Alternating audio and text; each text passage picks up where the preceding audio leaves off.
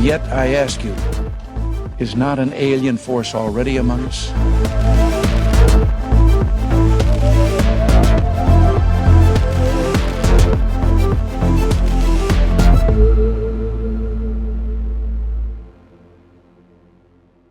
Dan, thanks so much again for joining me. I want to pick up where we left off in episode 1, where we were talking about crop circles where they've appeared in a couple of stages. So we've got a formation that's sort of like partly completed, and then a couple of days later it gets added to, or different features come along, and then we find that some of the crop which was laid down in stage 1 has gone back up again in stage 2. And I mentioned the Lobsters crop circle.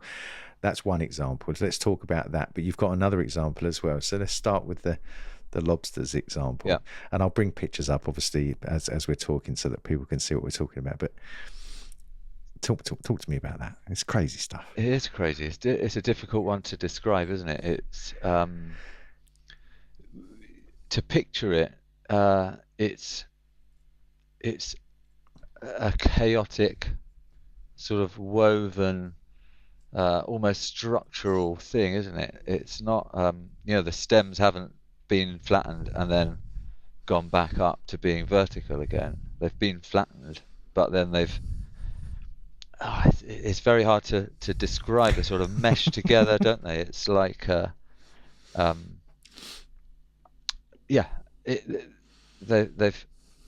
they're all intertwined to varying heights, I think, and it does create a sort of a different texture to it, doesn't it? It's neither flat nor standing, and that's a rare thing, really, to have something else as a I don't know how to describe it, but as an appearance, I suppose, and how that can possibly have happened is probably even another step further in how to imagine the impossible, isn't it? I mean, so we talked in the last episode about these white lines. So if you don't see them, then you can pretty much say, look, with the limited experiment that you did and that other people have done with boards flattening down crop, if you use a board, you bake the white lines. If you see a crop circle that doesn't have the white lines, you can sort of say to yourself, well, that's a bit of a mystery, because we can't do that without creating them. But then you might find, as you said, some white lines in some of the ones which are mysterious, like I think the Phoenix. Mm-hmm. At Yatesbury, the lay inside that was just off the charts. I got to that really early in the morning. I got some great video footage of that.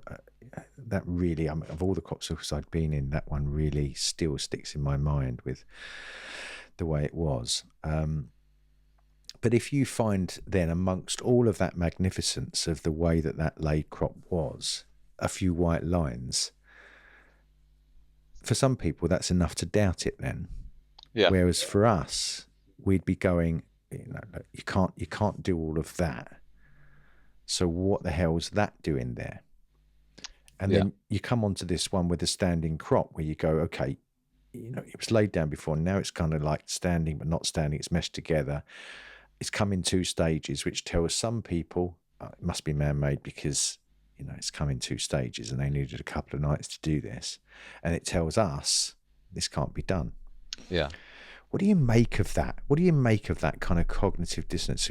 Karen and I have talked about, it lets some people who can't handle the mystery, who would probably freak out over it. It gives them a way out. Do you go along with that, or do you think there's something more to it? I don't know. I can see how that could be the case. That it's giving, albeit we might believe sort of falsely, an explanation, or a little, like as you say, a way out, a way of a way out. That's all right. Yeah. I don't know. I think sometimes we talk about the playful intent of the consciousness that is behind the phenomenon, if that's the best description of it. And I think there's perhaps a bit of that in there, that it's there's some fun to be had with challenging people's belief, perhaps. Not really in I sort of do think of it probably in a fairly light-hearted sense, really, not a challenge to the believers. Like, do you still, even though this has happened, do you still? But it could be, couldn't it? Yeah. It could be. You could come along after 10 years ago, and I'm convinced something's happening, and you see something like that over 2 stages, and you go, "Oh, there's white lines." And now I've got doubt. Yeah, it could be. The reason I probably don't come at it like that is because I don't feel like the intent behind them is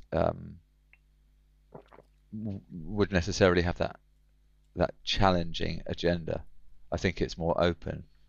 I don't believe that. I don't feel like it would match the general wholesome intent of that experience to challenge people. Okay. But that's why I say it's probably perhaps more in a fun way, or in a light-hearted way. That kind of I don't know. So I had a conversation with Michael, many conversations with Michael Glickman, obviously over the years, but one of the things where Michael and I kind of had a healthy, respectful disagreement was Michael was very gung ho about convincing people that there was something going on here, and that the whole man-made thing, you needed to get rid of that, and if we can get that out of the way, then people can take this seriously. And he would he used to say that if he had 10 people around a table, and that one of them was kind of skeptical at the end, and the other 9 people were kind of hanging on his every word, he'd focus all his attention on the skeptical one, right, rather than the 9 people that were. And I said, I don't think this is doing you any favors, really. And when I see a formation like the Lobsters that comes along that says even the mysterious phenomenon itself is not taking itself seriously to convince everybody, because it's actually doing something which gives doubt, which allows the room for doubt. And if that's the case, then it's not for us to be running around like Manic Street Preachers trying to convince everybody. For me, that was kind of real nail in the coffin, the Lobsters formation. Yeah. That sort of said, look, don't be wasting your time running around trying to convince people of this. Because look, we're not even trying to convince people. In fact, we're quite possibly, like, as I said, Karen and I talked about, we're opening up the door for people to run out of it if they need to, because the kitchen might get too hot if they try to fathom this out and they can't live with mystery. Yeah. I'm happy with that. I like that aspect to it, and it changed me definitely, that Lobsters formation, in terms of the whole. I mean, I'd changed before it anyway, and was now in that situation where I wasn't worried about convincing people, but it gave me I remember I did a presentation in Milan, I think in 2016. I specifically brought that one up and said, look, if any of you are out there who are trying to convince people of this, then look at this, because this is the way out. Yeah. You think that's right? I do. I think it's right not to. Not everyone's gonna buy in, despite what we would consider pretty clear evidence that there's something mysterious going on. And so I don't think. Yeah, I haven't thought about the Lobsters and that two-part. There's 2 stages in that way, but I think you're right. It's, I think you may have just said it. It's not taking itself too seriously in the sense of offering something that's that's quite challenging. Concrete Quite challenging. evidence. Yeah. Yeah. Even though there's so many aspects of this that we see as concrete evidence, the white lines that appear amidst something which we consider, you and I would consider still to be completely mysterious, and things that go into stages still. Yeah. I'm sure there's more to it. Like, I think there's more to it with all of these things, but for me, that kind of like says enough about, you know, there's a healthy room to give you some breathing space here if you need it. Yeah. I think which again is a respect for life. Yeah, true. Yeah, I think in terms of people's belief in the mystery of it, you know what it's like. We visited a lot of crop circles, and very often there are other people in those crop circles, and in a lovely way, people want to talk about it, and sometimes people go into that conversation saying, "What do you think?" Quite open. To which my reply is nearly always, "I love it." That's genuinely nearly every time that I've ever been asked that. I'm going like, "Wow, well, God, have you seen this? I love it." And so diplomatic, Dan. That's so good. Well, but it is genuinely what I'm seeing, what I think. Yeah, of course. There's that. Which is a nice way of opening a conversation. Just asking what you think, whether they're asking me or somebody else. And then there's people who, well, there's occasions where you come across visitors, whether it's their first crop circle or they've been in a few, who sort of, I feel like, well, I've seen this on more than a few occasions. I feel like they're sort of almost looking for proof not to rate it, not to believe it, and when this has happened, I find that a bit challenging when I'm there and I'm looking about thinking, my God, this is absolutely brilliant, and I'm filming close-up layering of stems, and so I will put my point across to people who are in a crop circle in that situation, sort of saying, well, I don't think this is, and I might then have a slightly more sort of challenging conversation with them, obviously in a very friendly and caring way, but to sort of say, yes, well, yeah, I see what you're saying, but actually, have you seen this? Or what about how do you think that's happened? If you're really claiming you think that this is not the genuine article, so to speak. And I also, I think there's a place for that, but on the whole, I think as we said in our previous hour's discussion, that it's that encouragement for people to make up their own mind and to remain open to the idea that this is not just an explainable thing. Yes. And I think like one of the worst things I've seen was there was a really small crop circle at Etchelhampton. It was really many years ago. And I heard someone, I think it was in the days of the Silent Circle, Crop Circle Cafe, it being in existence. So I was in and around there for a short time. But I heard someone ask about this small formation. It was sort of on the other side of Etchelhampton Hill. And there was a fellow there who I think, let's say, was claiming in some way to have some knowledge, some expertise, and therefore his opinion should be respected. And he told the people that were looking for this crop circle, sort of trying to find out where it was so they could go up there. He said to them in no uncertain terms, "Don't bother going. It's man-made. those were probably genuinely his words, and they said something to the effect of, "Oh," they said something to the effect of, "Oh, is it? Let's not bother." I think at that point they didn't go. Sorry,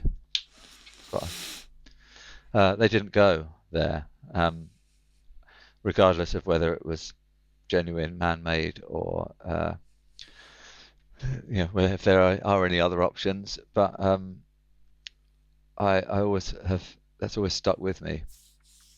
Not because I don't go around thinking that most crop circles are man-made, so it would be very unlikely for me to have that opinion, to be honest. But if as soon as someone hears that little seed of doubt, it's enough. It can throw everything, and maybe so. I sort of, in a very broad way, coming back to the lobsters and the two nights, but that seed of doubt is enough.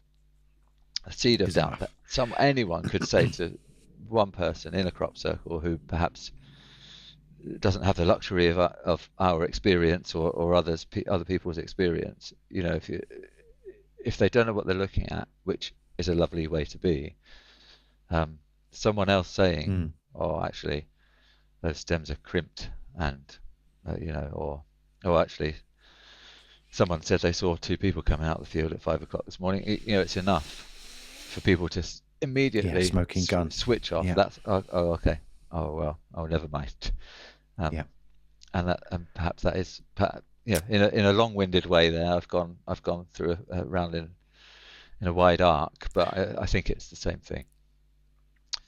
But I've seen that many times, and it used to infuriate me, because I just thought, it's audacious in the extreme, really, to interfere with people's exploration for themselves, and in some respects, I used to think it was a bit staged. There seems to be, even there's a Canadian filmmakers came the year before last, I think, and wanted to film me in a crop circle, and so we went off to one. And when we got there was, and I've seen this many times, there were a couple of stooges, I call them, right, sort of running up and approaching people, and telling them that they know it's man-made, and they came over to me and they didn't know who I was, and they knew people on the scene. And this guy came over very authoritatively and, "Oh, we know this one's man-made," and and give me this line. And I've heard it so many times. I don't engage them anymore, but I don't know. It's just over the years, I just thought, where do these people come from, and how do they keep popping up all the time? And the silent circle used to have a regular kind of plethora of those sorts of people that would put people off going to the crop circles and having their day out to go and investigate for themselves. It was a bit sad, really. Yeah, it is. And those people might not have, some people might not have decided to pursue that any further, mightn't they? Actually, well, yeah, I'm sure there are. And I'm sure there are. What a shame.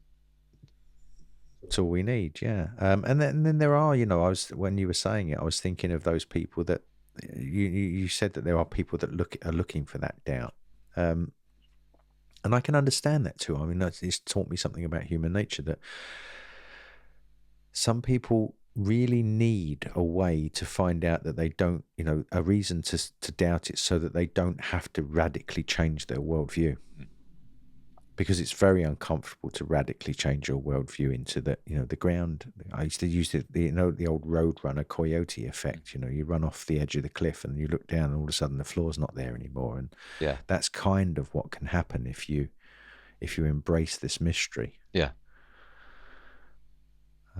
So that's, again, comes back to the lobsters, and it comes back to me saying, I think that the genuine authors of this mystery understand that, and understand that it could cause people quite serious psychological stress to have no answers, and so they give them the way out, because it's a nice thing to do. You don't need to put the pressure on you. Yeah, you don't have to be forced to believe this. Yeah. That's it, isn't it? That's no not force. What it's about. Yeah. A Nietzsche quote. I'm studying Nietzsche at the moment. I've tried over the years to study Nietzsche, and I've always found it quite difficult. But I'm working through Beyond Good and Evil, and there's a quote it came up the other day in one of the lectures I watched. It said that the truth requires that you recognize something you'd rather not recognize. Okay. I think if you approach something like this, both it's healthy to not just if you just keep finding evidence that confirms your own bias, let's say, then it's a bit convenient, isn't it? Mm. And so when you do come across something that gives you a doubt after many years, like the lobsters can, you go, hang on a minute, so I'm on the other side of the fence where I believe that there's a mystery like you, and then all of a sudden something comes along that presents me with something that makes me now uncomfortable. As Jean-Luc Picard used to say, I need to be ready to reconsider my convictions at any given moment. I think that's healthy too, isn't it? Mm. Yeah. To take a step back for a bit and have and maybe be challenged a little bit. Yeah. Electrical effects, bent nodes, one thing, blown nodes. Yeah. Over the years, we talk about different physical effects or biophysical anomalies that BLT research talk about it in the book, that they did with their microwaves, electricity, and magnetism that's happened. Mm. Blown nodes, for you, does that sort of go that extra step further? That something that can't be explained? I think so. Yeah. I don't. I probably put it with bent nodes in that sense of something that is there's some physical evidence of, yet our understanding is that can't be recreated. And so, again, reasonably rare. It's not a thing I've seen very many of at all. No. But it doesn't mean they haven't been in every crop circle I've been in. It's just I haven't seen them. I don't believe that to be the case, but I think it's probably part of the same level of evidence, which is the fact that it would be impossible to recreate that. And again, you've got that piece of wheat in your hand. It's you're looking at the impossible again. That's I think probably how I would view it. That here it is. Here it is. You can see it. Yeah. Well, my favorite my book ends with the my all-time favorite quote that wasn't originally about crop circles. I probably shouldn't say that, but because it was a child who I was teaching, a 6-year-old girl who said it, and I can't remember what she was talking about, but she said it's magic and it's real. That's my favorite summary of this whole thing. So you're looking at this thing. Here's a node with expulsion cavities, or it's we describe it in different ways, but the moisture is evaporated very quickly and sort of blown it up. That's magic and it's real because he's looking at it, but it's impossible to make. Yeah. Out of the mouths of babes. I know, yeah. Absolutely perfect. Straightened seed heads. Yeah. I'm just sort of bringing up a list of all these different anomalies that you go through in the book. Yeah. Which add up, don't they? They all add up to the fact that we can't explain this. We can't explain the layering. We can't explain the basket weave because we don't know where it starts. We can't explain the crimping that isn't there. And then you get these straightened seed heads. And I've shown this to many people. You go in a crop circle. And for those viewers that are watching this who don't know what we're talking about, when crop gets towards its maturation, the seed heads get so heavy that it coils over. And it's almost ready to be harvested at that point, isn't it? The weight of the seeds on the head of the crop and has made it bend over. In its bend, it's this is going to sound like a contradiction, but it's stiff, isn't it? It's stiff. bent, but then it is sort of fixed in position Rigid. like that. Yes, rigid. Yeah. Yeah, because if you try to straighten it, and this is the experiment, is what you show to people. You grab hold of this bent over seed head, and you straighten it up like that. And as soon as you let go of it, it pops back like this. Yeah. And you can't straighten it. Yeah. And so you look at all the standing crop that's outside of the actual laid crop, and there it is. It's all bent over. And then you look down on the floor at the crop that's all laid and going off in different directions or weaved together. And all the seed heads have straightened, and when you try to bend them like the standing crop, they won't. They'll just stay straight. Another miracle, magic but real. I just don't know what to say about it. 'Cause when you describe it like that, I know exactly what it is. It is. You're seeing.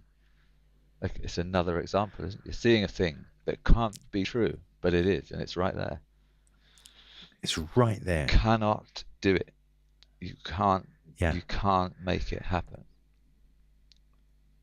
And I guess so. A bigger surprise for me in that is the amount of times I've taken people on crop circle tours to the formations, and I've gone, okay, check this out. Right, shown them the basket weave, shown them that there may be some contraflow crop going through the center or at the edges. Look at that. Okay. And so when you're talking about the area, as we've said before, of that crop going in the contradiction, it's massive, right? And then you go, okay, and look at these seed heads, right? Here's this seed head doing this. Let's try and do this. And what surprises me, what I find even more miraculous than the formation itself, is that some people, quite a lot of people, they can't take it in. They don't react in the way you would expect them to react at looking or witnessing a miracle. It's just like, oh yeah,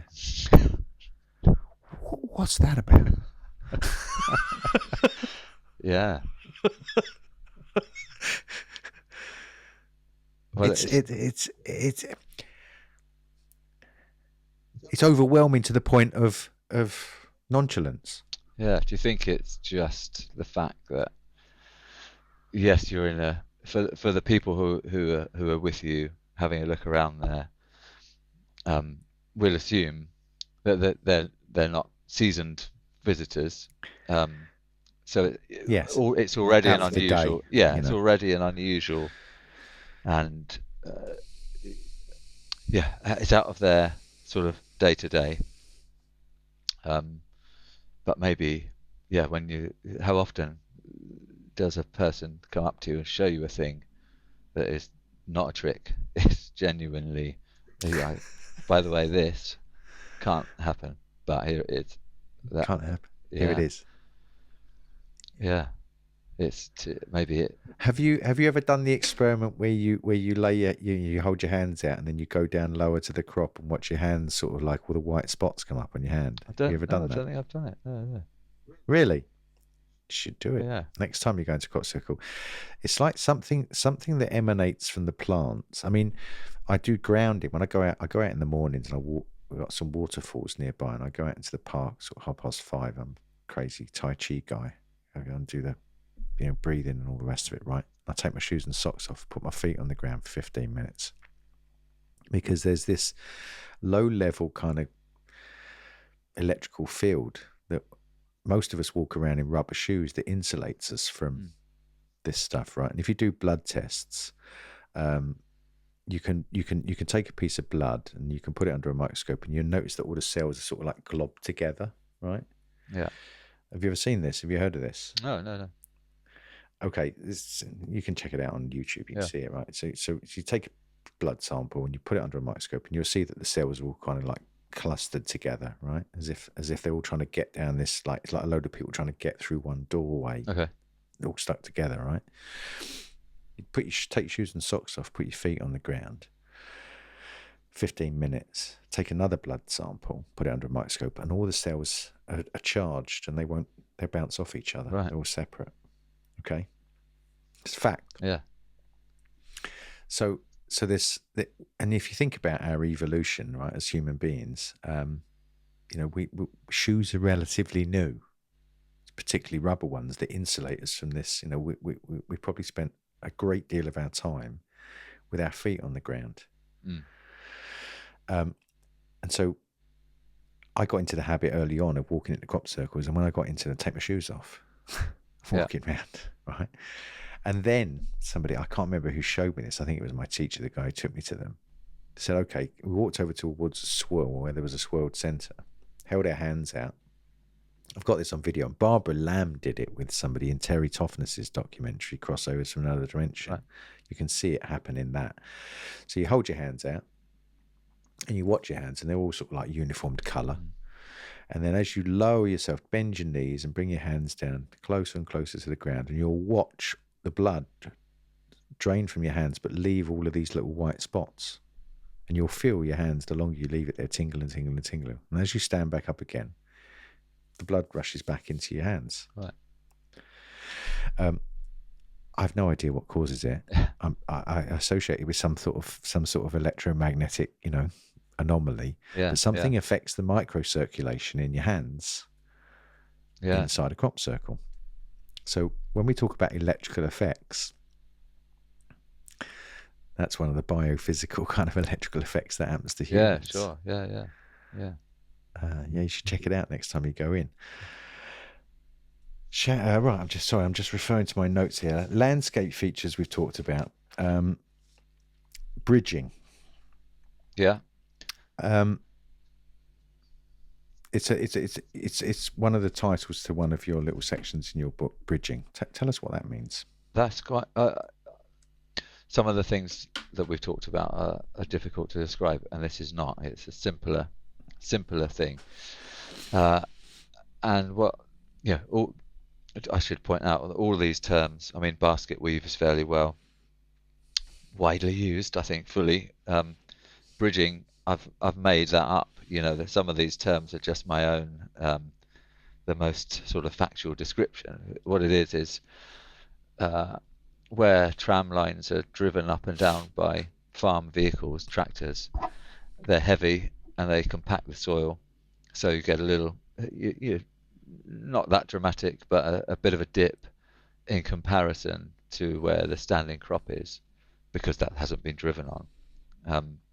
And then when you have stems laying across tram lines, because that clockwise or anti-clockwise flow in nearly all crop circles, nearly every formation is bigger than the width of between two sets of tram lines. The stems lay over the top, and then they form. This is my term for it, but form a little bridge over the what would be a sort of gently sloping U shape underneath. So I've investigated where the tractor wheels go. Just above the tram line. This sort of bare soil of the tram line. Yeah. I've investigated this for years, since the early days of my involvement in it, and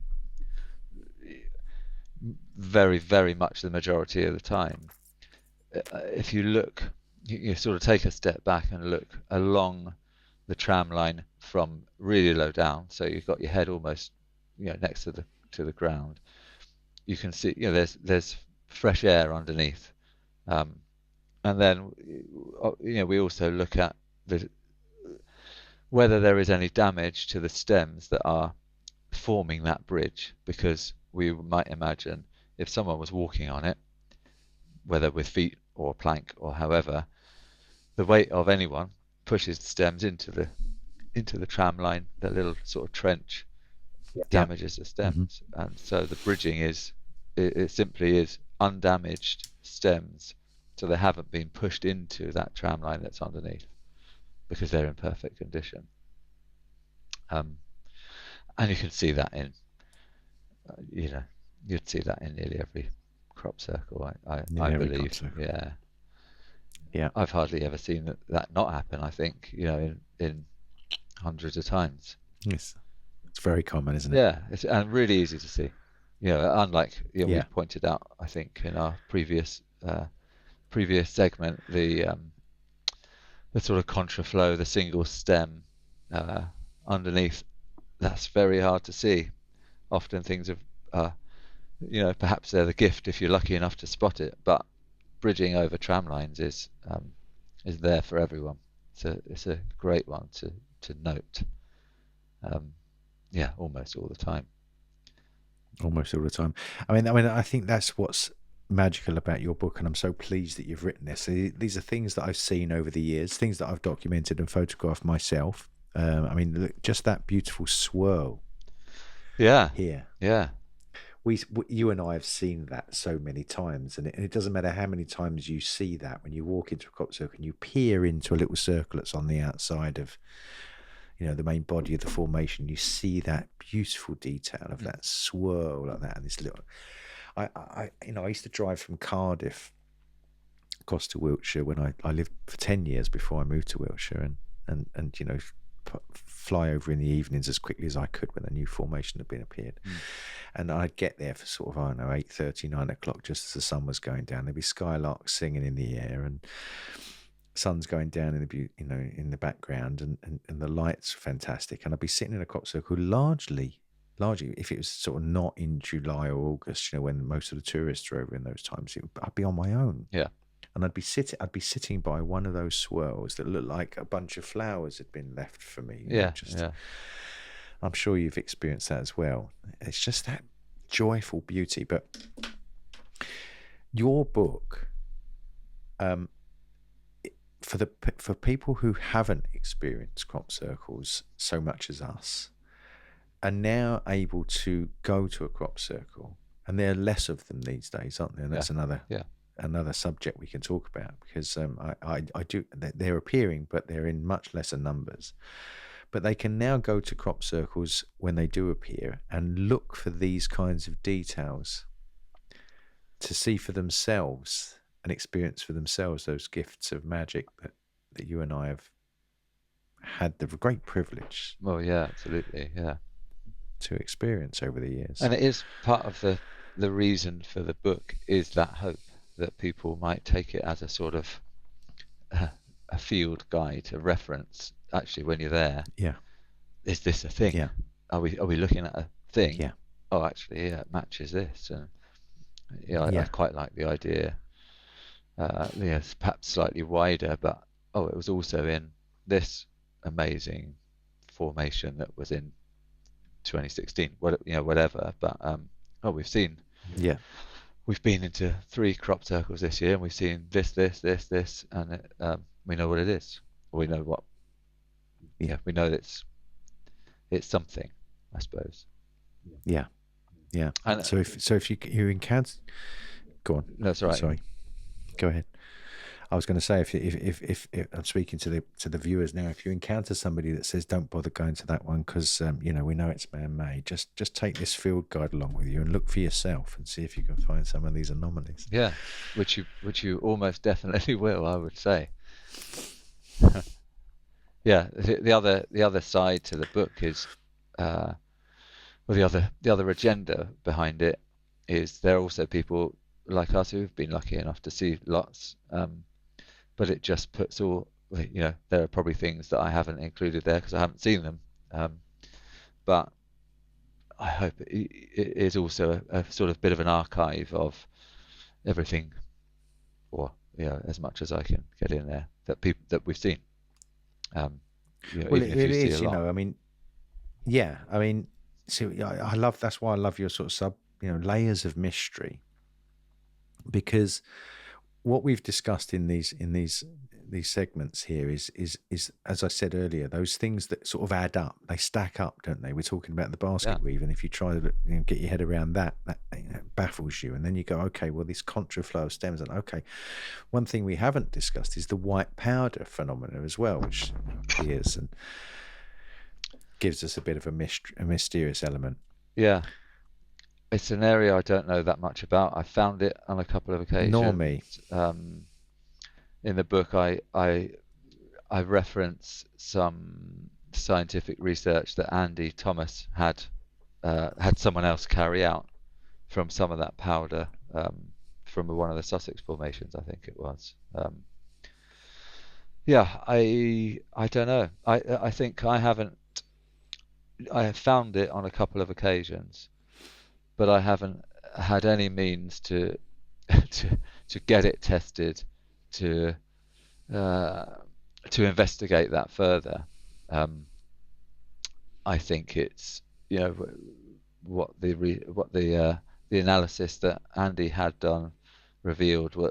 I don't know if it was really conclusive, but and it wasn't a substance that no one could identify. It was a mix of compounds, and I don't remember those facts, but but it was still probably quite unusual to have found it in the middle of a field, whatever its normal use should be. It shouldn't really be there, and so that's still pretty mysterious, even though it's not not a sort of substance unknown. It's not to an extraterrestrial sort of element. Yeah, it's no. just, but it's what's something it doing there? And yeah. One of but that's the same as saying what's a piece of geometry, a big piece of geometry, doing there in the middle of these fields? Exactly. Yeah. It is another part of it, isn't it? The unusualness of that. And the fact that it's a small amount, and it's in a massive expanse of crop, and it happens to be in this patch, but I don't know. One of the places I found it, well, the one that I remember the most was at Wayland Smithy. I think it's 2008. There was a big overall, it was the shape of a square made of many circles in an array, different size circles. I talk about this formation a lot because if I picked one of all time where I thought the crop was in the best condition and just was never flat. I don't believe that had ever been flat. It was just laid to an angle, but it might have bounced back up. It just didn't feel like it had any force. So I discuss this a lot, and I talk about the condition of the stems. But that was one of the places that I saw the white powder, found the white powder, whether significant or not. But it was quite a significant formation for me. In its in the ground detail. And that was part of it. I'll bring a picture of that so that people can see. But so I wanted to just sort of wind up now, but like this layers of mystery. What I was saying was that, all of these things that we've discussed, they all sort of like compound each other, don't they? To say, look, there's a mystery here. And the more you consider each of these things individually and then collectively, you're facing something which we can't explain. Yeah. And that's enough for that. And then,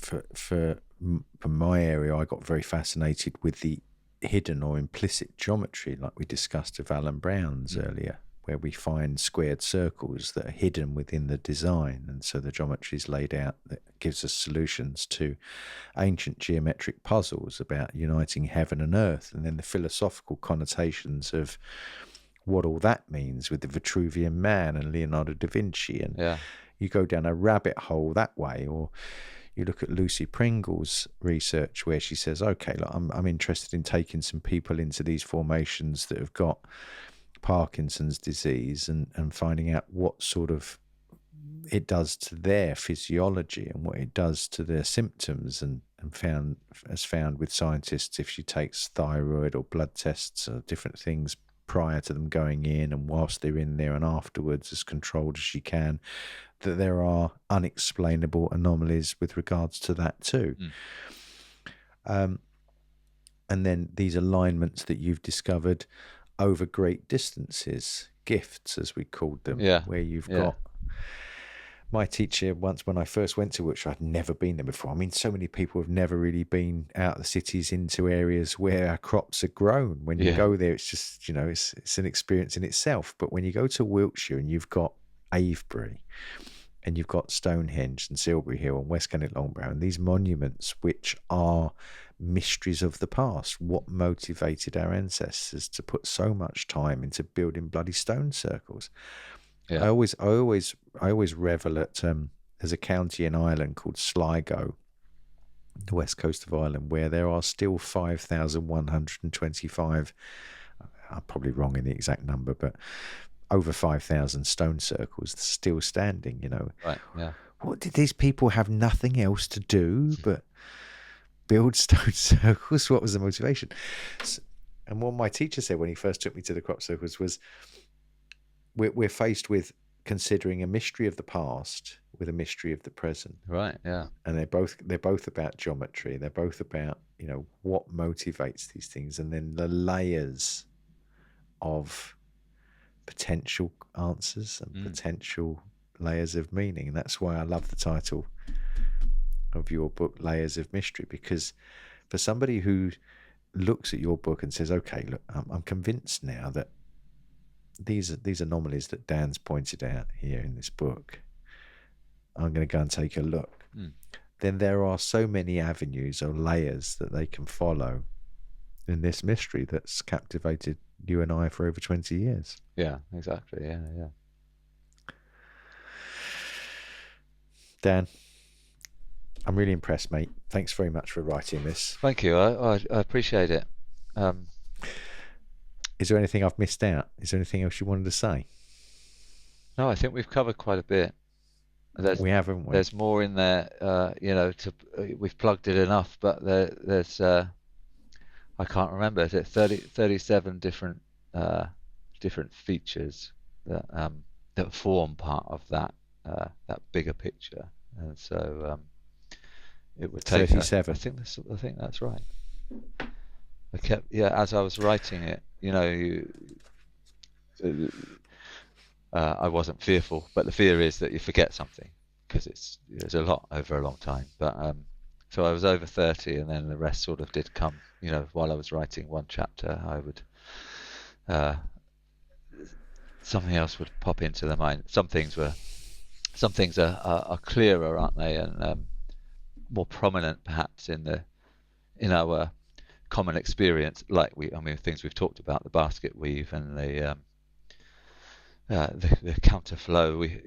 We've experienced that, and it's perhaps more profound in how it looks or what it means. But there's a lot more. Well, we haven't got time for a long discussion about it, but we probably should just give a brief mention to the cross hatching, the Clay Hill and the Stanton St Bernard cross hatching, because those are another absolutely phenomenal feature, aren't they? And to create the third tone, I think of it as a third tone.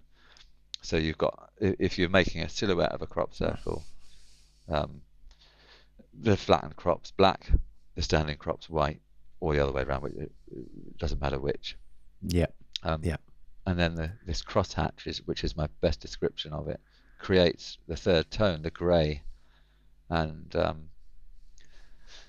we've seen it, I would say, twice in a very prominent way, 10 years apart, 2010 to 2020, different places, very similar effect, but an incredible level of intricacy with that.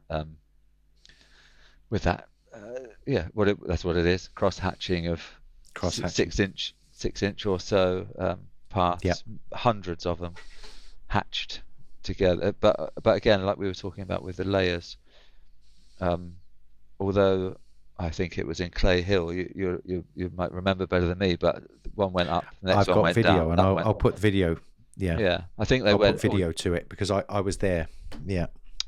I think the lines went one way then the other alternately at Clay Hill, at least in one section. But even within that, it wasn't as clear as that might have been clear. But when it overlapped the pieces coming from the pathways coming perpendicular all the way across, it wasn't as simple as, oh, that one's first, that one's over the top. You could not figure out. You couldn't walk all through it very easily, could you? But you could go in a little bit. But you couldn't say, oh, that line was drawn, so to speak, and then that one, and then that. It wasn't in definitive pattern. And then No. at Stanton, I felt that was even more fluid in its weaving around those little tufts that were left to create the hatch, the crosshatch. The hatch. Yeah, it's worth a I mention was in because Mexico then. those are rare. Yeah. Oh yeah, they're rare things, I aren't didn't they? get And to it. Yeah. it was an incredible thing. I remember Clay Hill. Obviously, I was there. I filmed it there. Michael and I used to run Crop Circle Reporter then. That's how I've got video of it. So I'll bring that up as we're discussing it here for the viewers to see. But I didn't get to Stanton St. Bernard. You've got some pictures of that in the book, I take it. Yeah, there are. Yeah. It's There one of are. the one of the most memorable for me. It would be up there, quite high on my I don't know how to describe. Yeah, best things I've seen. Probably it would be quite high up there. Yeah. And it was. I've never. Go on. I was going to say that the third, what you described it as the third tone. I like that. I never thought of it like that. That's lovely. Yeah. What I was just going to say is, the Stanton formation was then.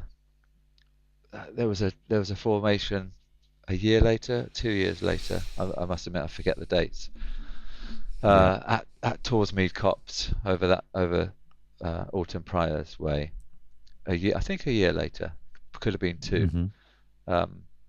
And it was a sort of a series of concentric rings around some flattened circles, 3 in a row, bigger one in the middle, and then there was a satellite circle just off to one side, sort of, I think, to the sort of southeast of it, right there. And if you drew a line through the satellite circle and then its nearest of the 3 circles which were joined, track it across, you know it's going to point to the Milk Hill area because you're basically in that area, so you're hopeful that you'll hit something good as an alignment there without assuming that you will. But I drew that line as just because that's what we do on Google Maps, and then I saw where it was going, which was that World War II hangar below Milk Hill. So it's going there, and so we're in an area where that line will cross some places where there've been crop circles, but of course I can't put those on a map because I'm looking at an area, satellite photo that doesn't have everything on. But sure, as if by magic, really, I track the line. That's where it goes. Leave it there. And then zoom in when I realised in the area that it was. And as you zoom in, and it's probably changed now because those images are updated, as you zoomed in, you realise that that line from a formation 2 years later had gone straight through the middle of the Stanton crop circle. And the way you knew was because there was the image of it on Google Maps. You can see the ghost. To see the ghost. Oh right, you see. You can see the ghost in the from the aerial. I don't know if it is a ghost. Yeah, but you can see that's bang on where it is, and wow. And that line goes absolutely pinpoint accurately through the centre of that. But 2 years later, so obviously it's not there, and that it was unbelievable. And what's more, it skimmed the angle of the Stanton hexagon, because it was a standing hexagon made of sections within a flattened circle. The line from the Torsmead Copse alignment perfectly touched the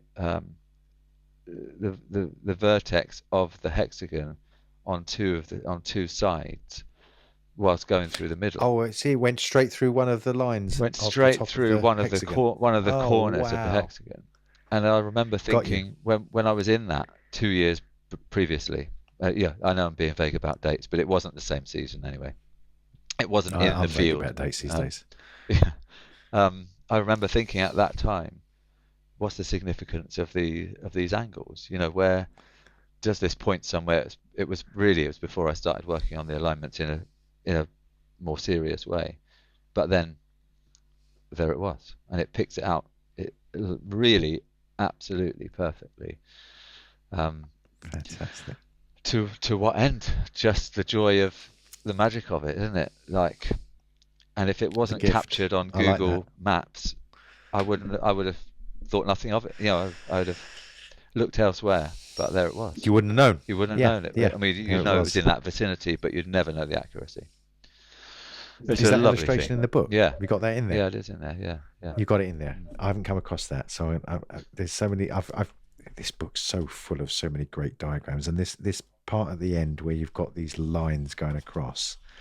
Yeah, it's within that area. Yeah. Fantastic, Dan. Fantastic. Dan, this has been such a joy to talk to you. I'm so happy that you've got this book out there, and I really urge anybody that's watching this to pick up a copy of this book, because you're going to be amazed at the details that, if you haven't heard about them before, that exist within crop circles, that, as we've said many times throughout these 2 episodes, Dan and I have had the great privilege to see over the years and witness, and you can experience them too by checking out this book and seeing all the wonder that exists on the ground inside crop circles, which so many people just don't get to know about.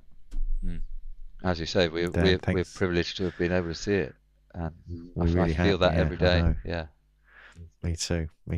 And I suppose I still, although I've said throughout this, you know, I'm detached from, you know, this, that, and the other, I still, it's like if you watch a good film and you want somebody else to watch it, and you'll watch it again to see the joy on their face if they get the same experience that, you know, you got when you first watched it or read the book or whatever, isn't it? It's like that, but amplified 1,000 times, really. Oh yeah. And every time you walk in a formation, and it's happened to me this year. We haven't visited that many; there are fewer, but I've walked into crop circles with 3 or 4 people, even just this year, for whom it's their first time ever setting foot in there, and that is joyful. And it's joyful. Just, you know, I sort of I feel elated for them. That I'm there. I'm nothing to do with this, but I'm seeing it, and I sort of say, well, welcome to a new world. Like, you're just everything is about to change for you in the best way. And then I leave them, of course, that's all, you know. Yeah, of course. But, oh my God, you're here. It's the first one. What? Oh, imagine the turning point that it can be. It can be, yeah. That vicarious feeling that we've got from all the experience that we're seeing come out in those people. It's beautiful, isn't it? Yeah. Dan, thanks so much for taking the time to join me. This has been fantastic. I'm going to end it here, but you sent me some links, and I'm going to put those in the description below. You've sent me a link to the YouTube channel UK Crop Circles. Yeah, that's many years of ground videos of the ground details. Yeah, including this year, 2024. There's a few videos, including this year as well. Yeah, you've got some lovely music playing along to it, and some great groundwork there. So I'm going to leave links to all of that, and a link to your book, and the other bits and pieces that you sent to me, and the photographs that you sent me as well. I'm going to be putting up for people to see as well. So, Dan, great to see you, mate. Thanks very much for coming on. Great to talk to you, Gary. Thank you. Yeah.